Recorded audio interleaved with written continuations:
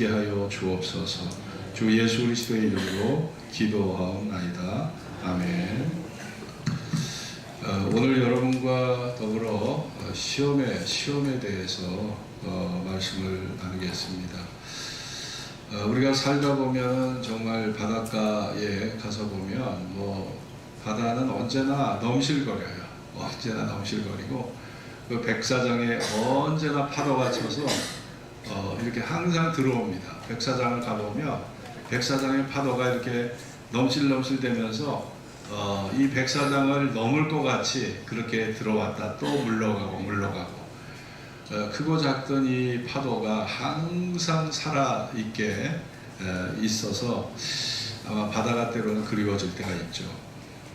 그런데 우리 인생의 그 모든 삶이 모든 시험이 이 바다의 파도처럼 늘 넘실대요. 시험 없는 날이 하루도 없는 거예요. 늘 넘실대는 파도처럼 삶의 상황이 그런 것이죠. 어떤 경우에는 환난만이 시험이 아니라 평안함도 때로는 시험이 될 수가 있습니다. 또 가난만이 시험이 되는 것이 아니라 부요함이 때로는 나에게 시험을 가져올 수도 있는 거예요. 또 실패만 시험인가요? 아닙니다. 오히려 성공 속에 더 큰 시험이 도사리고 있습니다. 병들었을 때만 그 병든 것이 시험이 아니라 건강할 때 건강하기 때문에 더 큰 시험이 올 수가 있는 거예요. 환경이 나빠서 시험이 되기도 하지만 좋은 환경이 우리에게 무사한 일과 삶에 어떻게 보면 그런 시험을 갖다 줄 수 있습니다. 이스라엘 사람들이 종살이하던 애굽에서만 시험을 당했나요? 아니에요. 출애굽의 과정에서 홍해 앞에서 시험을 당했어요. 홍해를 건너면서도 시험을 당하고 요단강 앞에서도 시험을 겪고 여리고성 앞에서도 시험을 겪었습니다. 메마른 광야를 겪으면서도 그 길을 가면서도 시험이 왔어요. 물이 없어서 시험을 겪었어요. 끝없이 하나님을 원망하고 불평하는 그런 시험에 이스라엘 사람들이 빠졌던 걸 봅니다. 우리는 어떻습니까? 정말 시험을 우리가 시험 없이 살기를 원하지만 늘 시험이 우리의 발목을 잡습니다. 시험은 우리가 크게 두 가지가 있습니다. 히라보로 토기마조라고 있어요. 토기마조라는 건 테스트입니다. 이 트레이닝을 말해요. 그러니까 이것은 성숙을 위한, 성장을 위한 훈련이거든요. 하나님이 이 훈련을 위해서 인간을 시험하신다는 겁니다. 정말 피겨의 우리 김연아 선수, 세계 선수권 1인자가 되기까지 얼마나 피나는 연습, 노력. 자, 이게 다 토기마조죠. 이런 연단을 겪었기 때문에 세계 1등 선수가 될 수 있었던 것이고, 손흥민 보세요. 손흥민이 하루아침에 손흥민이 된 게 아닙니다. 손흥민은 아버지가 축구 선수였고, 그래서 축구를 잘하려면 왼발 오른발을 다 쓸 줄 알아야 된다. 그리고 수없는 슈팅 연습, 그리고 체력 단련, 아빠가 축구 선수였기 때문에 정말 훌륭한 축구 선수를 키우려고 아주 의도적으로 트레이닝을 시킨 선수가 자기 아들 손흥민이었거든요. 그러니까 정말 2대에 걸쳐서 이렇게 훌륭한 선수가 나온 거죠. 여러분, 우리가 이런 시험들이 우리를 강하게 만듭니다. 그러나 파괴적인 시험도 있어요. 그 파괴적인 시험은 헬라 말로 페라이스모스입니다. 이 페라이스모스라고 하는 것은 이게 마귀의 시험이에요. 마귀의 시험. 우리를 하나님에게서 멀게 하는, 우리 마음에 불신을 가져오는, 의심을 갖게 하는, 원망을 갖게 하고, 하나님을 대적하게 하고, 마귀의 시험은 결국 우리 마음의 믿음을 파괴시킵니다. 하나님과 멀어지게 해요. 하나님과 사랑의 줄이 끊어지도록 단절을 가져와요. 이게 마귀의 시험이 무섭죠. 그런데 마귀의 시험과 하나님의 시험, 하나님이 주는 연단의 시험과 마귀가 주는 파괴의 시험이 이게 딱 구분하기가 참 어려워요. 구분이 참 어렵습니다. 구분할 수 있는 것은 딱 한 가지예요. 그거는 하나님이 주시는 시험이 올 때는요, 마음에 기도가 나옵니다. 뭐냐면 기도가 숨어 있고 기도의 생명력이 유지가 돼요. 그런데 마귀가 주는 시험은 기도 자체를 뺏어가 버려요. 기도할 마음이 없어져요. 믿음 자체가 상실되기 때문에 기도할 마음이 없어요. 이게 진짜 더 무서운 시험이죠. 여러분이 어떤 시험에 들어 있어도 기도할 마음이 있는 사람은 여러분의 영혼을 하나님이 아직도 붙잡고 계신 거예요. 아직도 하나님의 의지로 여러분의 영혼을 붙잡고 계신 거지만 마귀가 여러분을 강하게 시험할 때는 아예 기도할 생각조차 하질 않아요. 교회에 가고 싶은 마음조차 갖지 않아요. 아예 단절이 와요. 단절. 이 관계 자체가 단절된다. 이게 그러니까 더 사실은 무서운 시험이죠.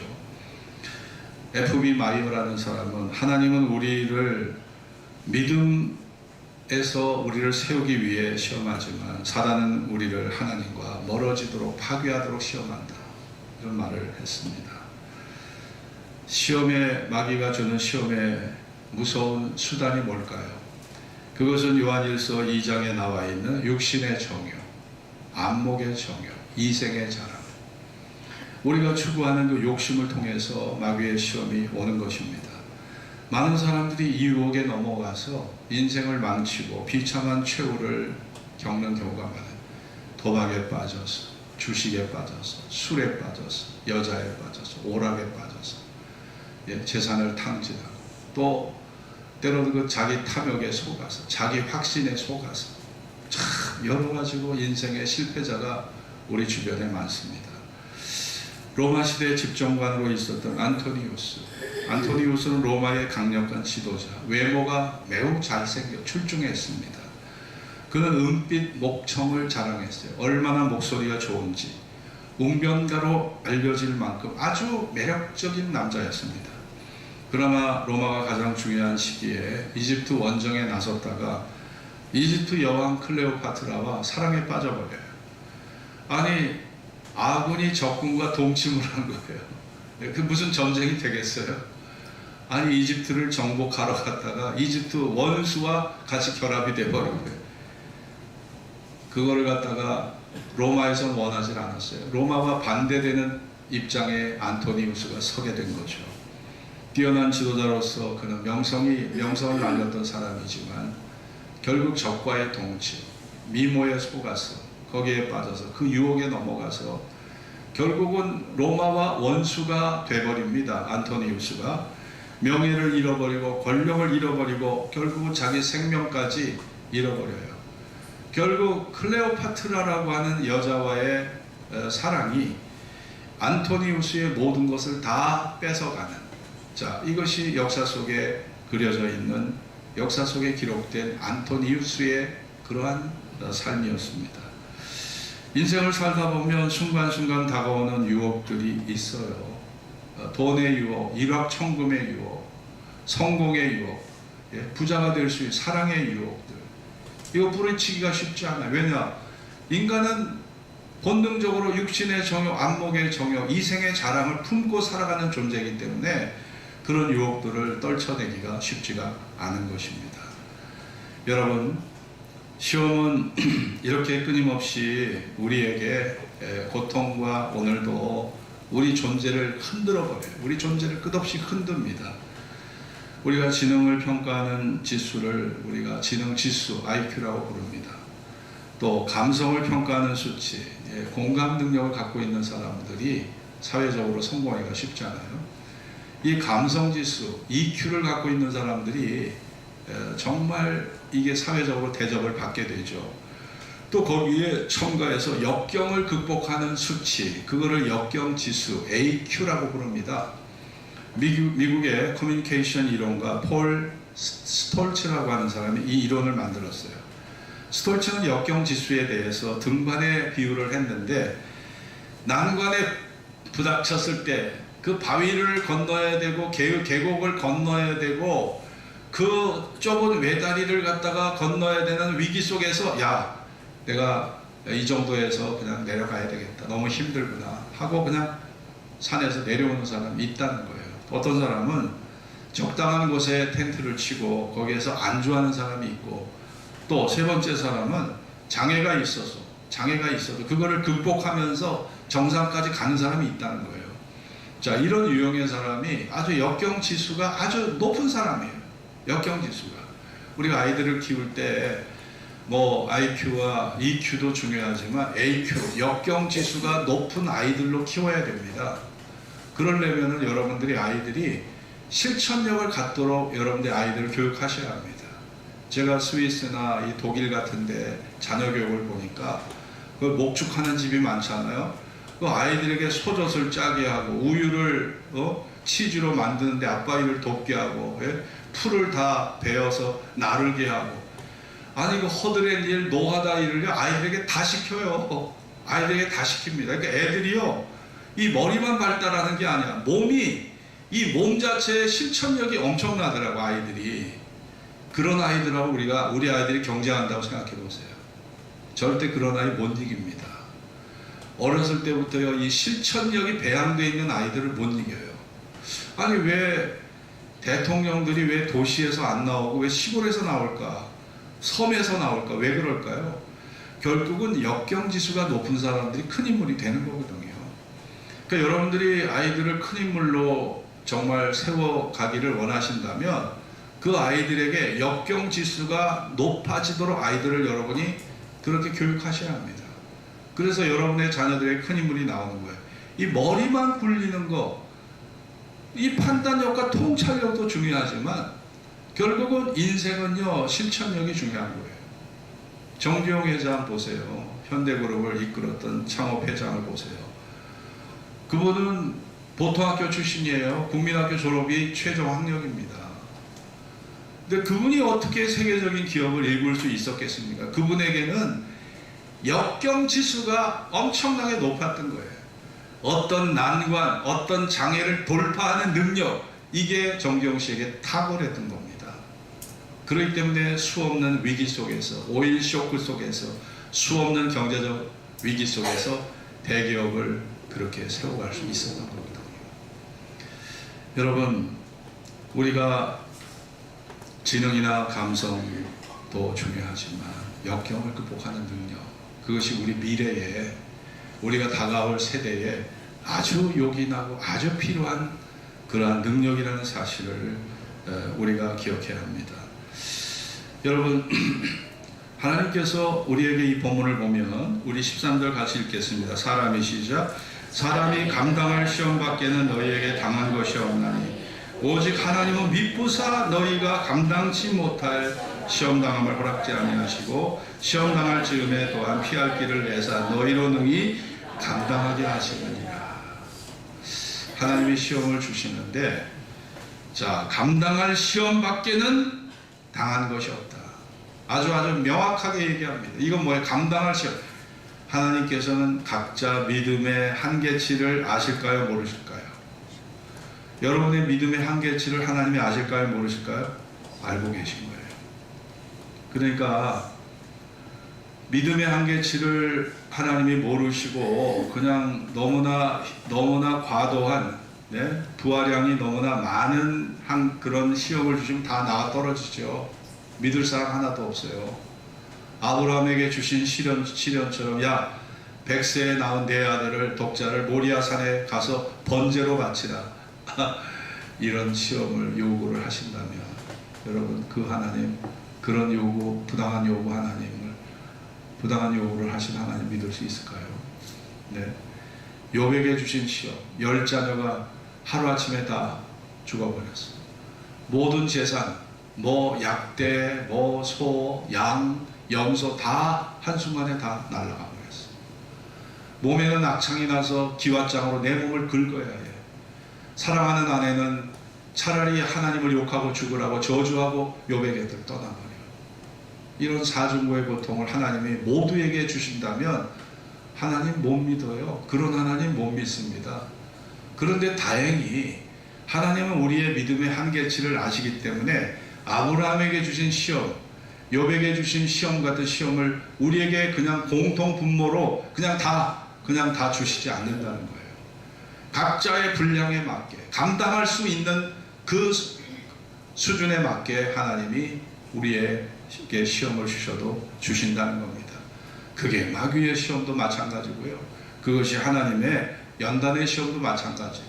우리에게 그 맞는 시험을 주신다는 거예요. 2005년 공인중개사 시험 때문에 큰 소동이 난 적이 있는데, 응시생들이 이야기를 들어보면 민법 문제가 사법고시보다 더 어려운 문제가 났다고 해요. 그래서 2005년도 공인중개사 시험에 합격률이 0.7%야.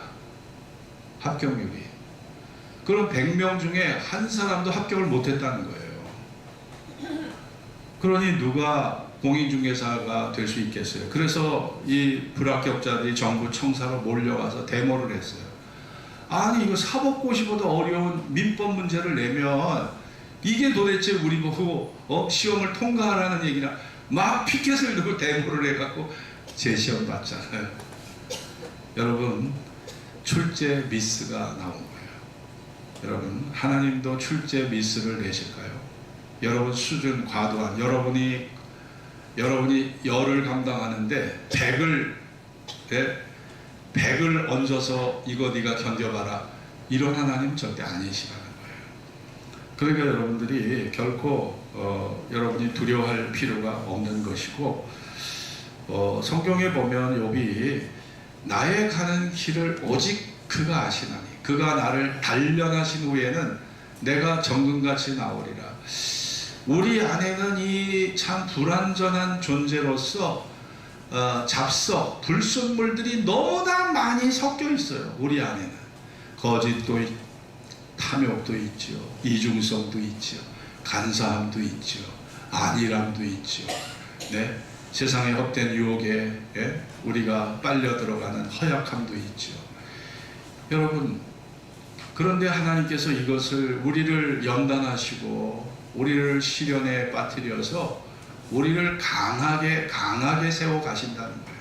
제가 지나온 인생을 돌아보면 참 하나님께서 저에게 주신 건강의 어려움, 또 여러 가지 삶의 어려움, 일의 어려움, 이런 난관과 시련과 장애와 이런 어려움들이 참 저 개인적으로 많았습니다. 제가 토요일날 이 설교 준비하면서 제가 받은 은혜를 이렇게 되돌아봤어요. 쫙 되돌아보니까 제가 하나님 앞에 감사할 수 있는 이유가 30가지더라고요. 30가지가 너무너무 감사하고, 그 중에 특별히 이것이 기도 응답이다라고 정확하게 제가 여러분에게 말할 수 있는 게 딱 17가지더라고요. 제가 인생을 살아오면 17가지 기도 응답 받은, 아주 이거는 하나님이 정말 나에게 응답하신 기도가 딱 17가지가 딱, 그래서 항상 그걸 메모하고 제가 항상 들여다봅니다.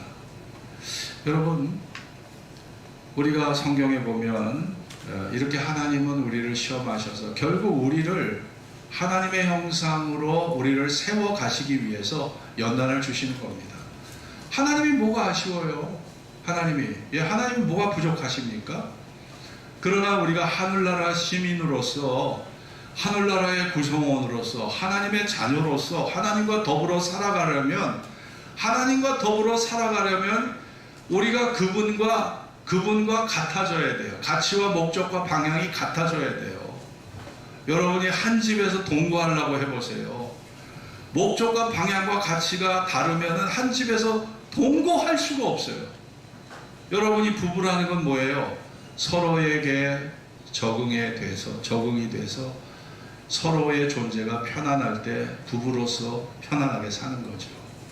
부부가 물론 다 서로 다르게 만나지만 적응이 되잖아요. 하나님이 우리를 연단하시는 이유는 뭐예요? 야, 네가 나에게 적응되는 사람이 돼야 된다는 거예요. 하나님과 적응되는 사람이 돼야 된다는 거예요. 하나님이 우리를 보시면서 너무 이질감을 느끼고, 야, 너는 참, 내가 참 너하고는 참 섞이기가 너무 어렵구나. 참 너에게 왜 내가 이렇게 이질감을 느끼는지 나는 모르겠다. 하나님이 우리에게 이질감을 느끼신다는 것은요, 우리가 아직도 우리가 하나님과 코드가 너무 안 맞는다는 거거든요. 하나님과 코드가 맞게 하나님과 적응될 수 있는, 내가 거룩하니 너희도 거룩하라. 여러분, 거룩이 우리하고 맞는다고 생각합니까?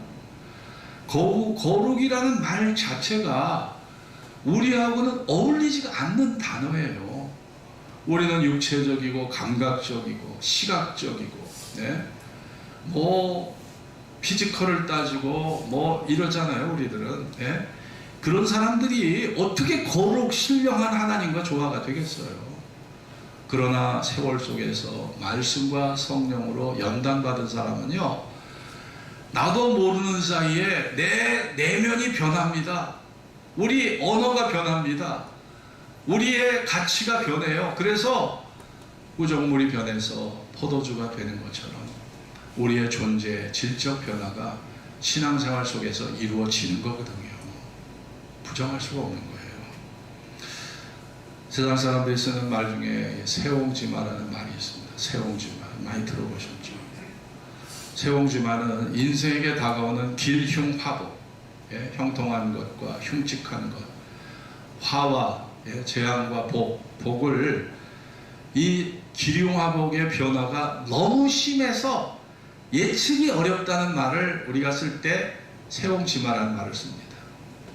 그 말이 만들어진 배경을 여러분 너무 잘 아시잖아요. 어떤 사람이 멋진 말을 키웠는데 이 말이요, 달리는 말이 오랑캐 마을로 국경으로 넘어가고 그랬어. 그러니 이게 찾아올 수가 없는 거예요. 국경을 넘었는데 다른 나라에 넘어가 버리니까. 그래서 그날 밤에 잠도 못 자고, 야, 나는 왜 이렇게 불행할까? 나는 왜 이렇게 억울한 일을 당했을까? 그러면서 우리 집에 희망을 잃어버렸다고 한숨과 탄식을 지었는데, 며칠 후에 보니까 그 오랑캐 나라로 갔던 그 말이 자기보다 더 젊은 줌마 한 마리를 데리고 온 거예요. 한 마리가 두 마리가 된 거예요. 야, 그러니까 이 사람이 안색이 변해가지고, 야, 네가 우리에게 이런 복을 가져왔구나. 막 좋아서 막 어쩔 줄 모르는 거예요. 근데 얼마 후에 아들이 이 줌마가 얼마나 잘 달리나 보자 하고 줌마에 올라탔다가 줌마에 떨어져가지고 다리가 부러져 버렸어. 그러니 또 얼굴을 싸매고 고민을 합니다. 야, 나에게 얼마 전까지 기쁨과 복을 줬다고 생각한 그게 또 다른 불행으로 나타난 거예요. 그런데 이 아들이 다리가 부러졌기 때문에 나라에서 전쟁이 일어나서 예, 군사를 모집하는데 다리가 부러진 사람을 어떻게 전쟁터에 보냅니까? 그러니까 다리가 부러졌기 때문에 전쟁터에 가서 동네 사람 청년들이 다 몰살을 당했는데 이 아들은 살아났다는 거 아니에요. 그럼 이게 세옹지마의 배경이 된 그런 역사 유래입니다. 그러니까 우리가 인생이라는 것은, 야, 복 받았다 했는데 이 복이 나중에 보니까 화가 되고, 야, 이게 불행하다고 생각했는데 그 불행의 조건이 나중에 또 복이 되고, 인생의 기륭화복은요, 변화가 너무 급격하기 때문에 예측이 불가능한 거예요. 여러분들은 어떻습니까? 논리적으로 인생은 설명이 안 되는 거예요. 논리가 안 통합니다. 인생은 논리가 안 통해요. 그러니까 사울의 예를 들어보세요. 사울 왕은 베냐민 지파 사람이에요. 이스라엘 왕이 됐죠. 초대 왕이 됐잖아요. 그러니 이건 가문의 영광이고요. 가문의 명예가 돼. 개천에서 용이 난 거예요.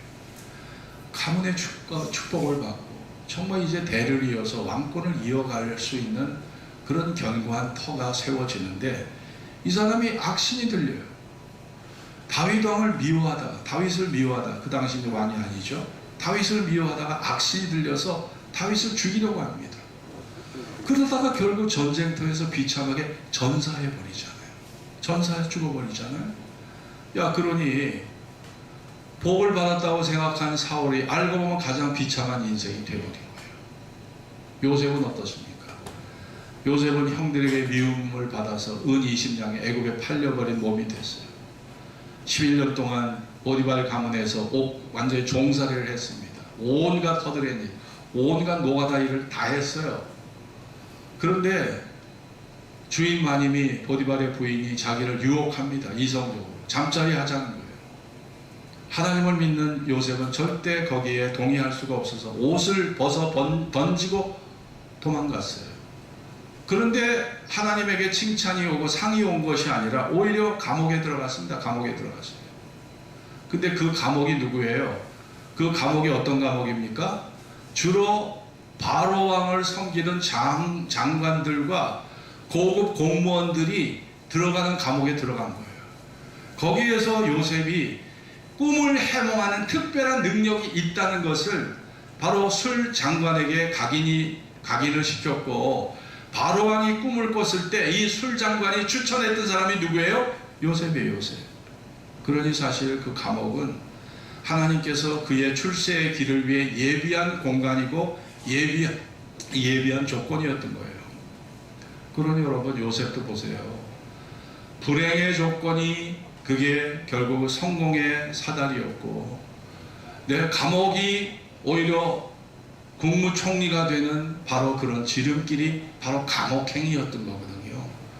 그러니 여러분과 제가 어떤 일을 상황만 갖고 판단해서는 안 된다는 겁니다. 내가 건강을 잃어버렸다, 어떤 사고를 만났다, 어떤 시련을 겪고 있다, 어떤 실패를 겪고 있다, 그것만 갖고 내가 복받았다, 내가 실패했다, 그것만 갖고 판단할 수가 없다는 거예요. 인생은 세상 사람들도 세옹지마라고 얘기를 합니다. 여러분, 우리가 하나님 앞에 늘 감사하는 조건이 뭐예요? 저는 그게 항상 세 가지라고 생각합니다. 하나님은 나보다 나를 더 잘 아세요. 나보다 나를 더 잘 아세요. 그리고 하나님은 나보다 나를 더 사랑하세요. 그리고 하나님은 합력해서 선을 이루어 가세요. 합력해서 당신의 뜻을 이루어 가셔요. 그리고 죄의 권세, 죽음의 권세, 심판의 권세에서 나를 건져 주셨잖아요. 구원하셨잖아요. 그리고 영원히 부활의 몸으로 살아갈 그날을 준비하고 계시잖아요. 그러기 때문에 따라해 봅시다. 그래도 감사해야 한다. 여러분, 그래도 우리가 그러니까 감사하는 거예요. 그래도 감사합니다. 그래도 감사해야 되는 거예요. 여러분이 겉으로 나타나는 사고, 질병, 실패, 여러분 그것만 갖고 한술 짓지 마세요. 그 상황이 어떻게 나에게 복이 되어서 돌아오게 될 걸 누가 알겠습니까? 그것이 나에게 은혜가 돼서 돌아올 거를 누가 알겠냐고요. 그러니 여러분, 그것만 갖고 탓하지 말고, 하나님은 나보다 나를 더 잘 아시고 나보다 나를 더 사랑하시니 하나님 감사합니다. 하나님은 모든 것 합력하여 선을 이루시니 하나님 감사합니다. 하나님, 나를 죄와 죽음과 심판의 권세에서 건져주시고 영원히 부활의 몸으로 주님과 함께 살아갈 수 있는 영광스러운 나를 위해 예비하고 계시니 그래도 감사합니다. 그래도 감사하는 여러분 되시기를 주의 이름으로 축원합니다. 제가 몇 개월 전에 1부 예배 때는 이 예배를 드렸는데 2부 예배 때는 이 예배를 안 드렸던 게 있는데, 그게 이제 그 강남 침례교회 최병란 목사님이 텍사스주에서 한 21년을 목회를 하셨는데, 그분이 30살 나이에 겪었던 일을 제가 들었어요. 제가 들었는데 그게 내용이 뭐냐면, 이 최병란 목사님이 최벽란 목사입니다. 강남중앙침례교회. 강남중앙침례교회 1대 목사가 김충기 목사예요. 2대 목사가 피영민 목사, 3대 목사가 최병란 목사님인데, 이분이 30살 초반에 이제 아이가 4살, 5살인데 야 천방지축이에요. 통제가 안 되는 나이인데, 큰아들이 바로 최영광이에요. 둘째 아들이 그 둘째가 4살짜리가 딸인데 하은입니다. 최하은입니다. 이 아이들이 어느 날 집에서 노는데 얼마나 개고진지 신방을 아이들을 두고 가려니까 마음이 불안한 거예요. 어느 부잣집에서 신방을 와달라고 하는데 아이들 두고 갈 수가 없어. 얘네를 이제 데리고 아이들을 데리고 차를 타고 그 집을 갔어요. 갔는데 미국 집이 얼마나 이 부잣집인지 방이 20칸이야. 방이 20칸이고 이 큰 거실이 3개나 있는 거예요. 그 집에 이제 아이들이 다 장성해서 다 출가하고 두 부부만 사는데 그렇게 거대한 집에 살고 계시더라는 거예요. 신방을 조용히 드리기 위해서 아이들 2층 미디어룸이 있어요. 오락하는 미디어룸으로 두 아이를 보내고 이제 넷이서 그 두 부부와 이제 목사 부부가 같이 4명이서 예배를 드리고 이제 준비한 다과를 나누고 있는데 2층에서 빠바박 소리가 나는 거예요. 그래서 그냥 목사님이 막 허겁지겁 막 계단으로 막 올라갔네. 숨도 제대로 못 쉬면서 막 올라갔는데 딸아이가 총을 들고 이렇게 서 있더래. 넋이 나가서. 그리고 아들은요 서 있는데 아들도 휘청휘청 하더래요. 그래서 야 이거 어떻게 된 일이냐? 최병남 목사 물으니까 아빠 나 죽을 뻔했어. 총알이 내 귀끝으로 핑 하고 지나갔어 그러더래요. 야 사유를 알고 보니까 이 집의 집주인 집사님 남자 집사님이 사냥을 즐기는 분인데 이 사냥총에다가 산탄 총알 20발을 장전을 해 놓은 거야. 20발을 장전해 가지고 산탄 총알을 거기다 장전을 해서 이게 아이들이 없으니까 게임 총하고 나란히 미디어룸에다가 이걸 세워놨는데 딸아이가 게임을 하려고 집은 총이 게임 총을 집은 게 아니라 사냥총을 집은 거예요. 이걸 집어가지고 오빠한테 오빠 쏜다 하니까 오빠가 뭐라고 했겠어요? 쏴봐 그러다가 방아쇠를 당긴 거예요. 20발이 한꺼번에 장전된 게 격발이 됐습니다. 목사님이 가보니까 방 한 칸을 다 이게 관통을 했더래. 방 하나 벽을 뚫고 다 관통을 해가지고 저 방 다음 칸에 장롱에 20발이 다 박혀있더래요. 야 그러니 여러분 그 아빠가 어떻겠습니까? 기분이 어떻겠어요? 두 아이들을 데리고 집에 돌아오면서 집에 들어오자마자 이 최병남 목사가 아들을 껴안고 울었답니다. 아들아 사라져서 고맙다. 네가 죽었으면 아빠 목회 끝났어. 네 동생은 살인자가 되는 거고 우리 집안은 다 끝난 집안이 되는데 아들아 사라져서 고맙다. 엄마 아빠가 그 아들을 붙잡고 통곡을 했다는 거예요. 그 당시 개척하면서 자기 집에 저축해 놓은 게 딱 100만 원밖에 없었대. 근데 그 100만 원을 주일날 하나님 앞에 드리면서 하나님 더 이상 욕심 부리지 않겠습니다. 우리 영광이 하연이 살아있는 것으로 족합니다. 따라해 봅시다. 이것으로 충분합니다. 이것으로 충분합니다. 여러분 그렇게 감사함을 드렸다는 거예요. 여러분 은혜가 되죠? 네? 여러분 우리가 뭐 돈을 잃어버린 거, 뭐 명예를 잃어버린 거, 예? 뭐 다 그것도 귀한 거지만 생명보다 귀한 게 어디 있겠어요? 내가 지금 이 살아있다는 게 이게 사실 기적 아닙니까? 내가 지금 존재한다는 거 이 자체가 기적이에요. 그래서 우리는 늘 하나님 앞에 정말 감사해야 되고 여러분이 정말 온갖 시험을 이 세상에서 겪지 않고 살 수 있는 사람 단 한 사람도 없습니다. 우리는 시험의 바닷속에 우리가 살아가는 거예요. 시험의 바닷속에서 우리가 사는 존재가 우리 인간입니다. 여러분 1964년에 영화 허드라는 영화가 있습니다. 이 허드라는 영화로 아카데미 여우주연상을 받은 여자가 패트리샤 릴이라는 영화배우예요. 패트리샤 릴. 근데 이 여자가 영화인으로 성공을 거뒀지만 전에는 너무나 많은 시험을 겪은 분이었는데 신혼 초에 유모차를 끌고 가다가 자동차와 충돌을 했어. 자동차가 와서 들이받는 바람에 이 아이와 본인이 병원에서 3개월을 입원한 적이 있었어요. 유모차 끌고 가다가 날벼락을 당한 거예요. 2년 후에 딸아이가 어떻게 됐냐? 홍역에 걸려서 아이가 죽어버렸어요. 어린아이가 죽어버린 거예요. 몇 년 후에 본인은 중병에 걸려서 사경을 헤매면서 죽음 직전까지 다녀온 거예요. 그런데 놀라운 것은 그녀가 그런 어려움 속에서도 잘 인내했고 그 모든 고통과 시련을 잘 이겼다는 거예요.